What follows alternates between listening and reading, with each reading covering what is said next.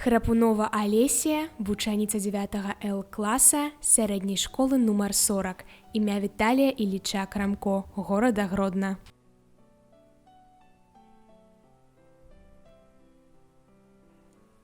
Цяпер у хату. Выгляд яе для кожнай мясцовасці быў розны. У даўніну бывалі хаты з комінам. Цяпер комінам завецца печны дымаход, плеценым і абмазаным гліною конусам, пад якім на жароўні ці ў свечніку гарэла лучына. Дым шоў комінам праз столь і страху. Бывалі і хаты з вялізным, таксама абмазаным каўпаком ля ачага, дзе ў зімнія ночы, там было цяплей, збіралася прасці і майстраваць уся сям'я.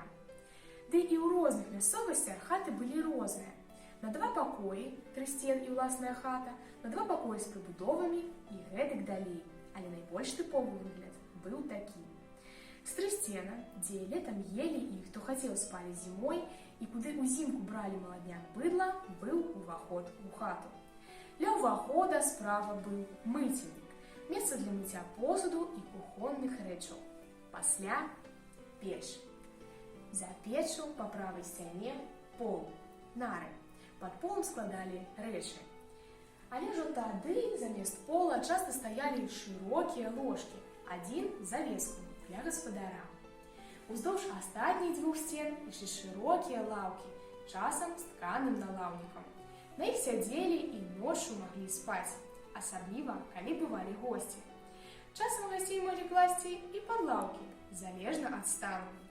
У беларускай ананімнай паэме 19 стагоддзя «Тарас на Парнасе», дзе іранічна апісваецца гулянка грэчаскіх багоў, ёсць такія радкі. І кожны бог так разгуляўся, што ж не можна ўдзяржаць, а хто гарэлкі насцябаўся, таго пад лаўку клалі спаць. Перад лаўкамі стол.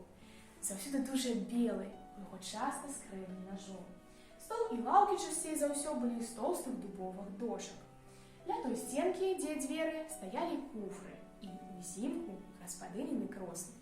З упрыгожанню былі абразы на покусе. Бывалі сярод іх і лубачныя, але ж здараліся дужа цікавыя. Ці старажытныя, ці наіўныя, у неясных яшчэ часоў, дзе святыя былі ў старажытнай беларускай вопратцы.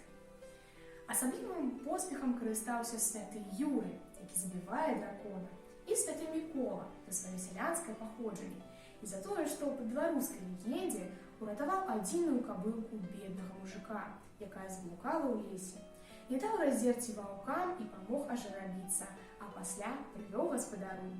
Згодна павер'ю, калі ж рабятка падрасце, то на ім паедзе той, хто дасць волю народу. І яшчэ адно ўпрыгожанне – тканыя посцілкі.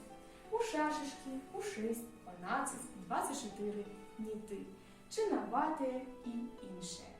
І, вядома ж, ручнікі мноства. Раней каля акон і абразоў, цяпер каля карцін і партрэтаў. Ручнікі ў нас на Беларусі таксама розныя, па мясцовасці і дужа разнастайныя. Узоры іншыя, чым у суседзяў, хаця ёсць і падобныя. Галоўная розніца – меней раслін і кветак. Арнамент часцей геаметрычны. Меч чорнага колеру. Пераважае вясёлка. Жоўты, чырвоны, сіні, блакітны і іншыя такія колеры.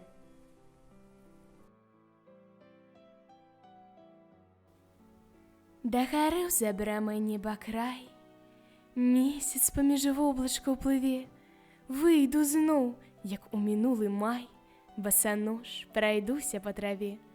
Дымная, студзёная раса, цёмная ў траве адно сляды, а такога рослага аўса я не бачу доўгія гады. Бач, хмызы спляліся, як павець, светлякі мігцяць, гараць святлей. Перад тым, як звонка ў лозах пець, прачышчае горла салавей.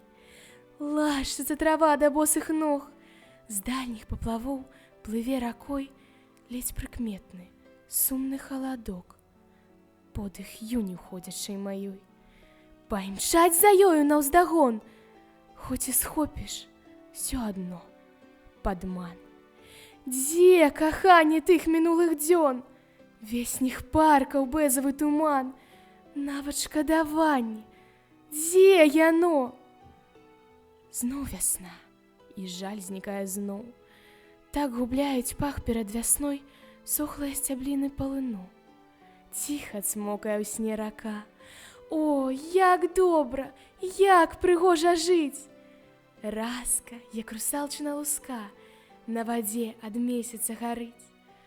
А вакол травіцы роснай рай і бярозак белая сям'я.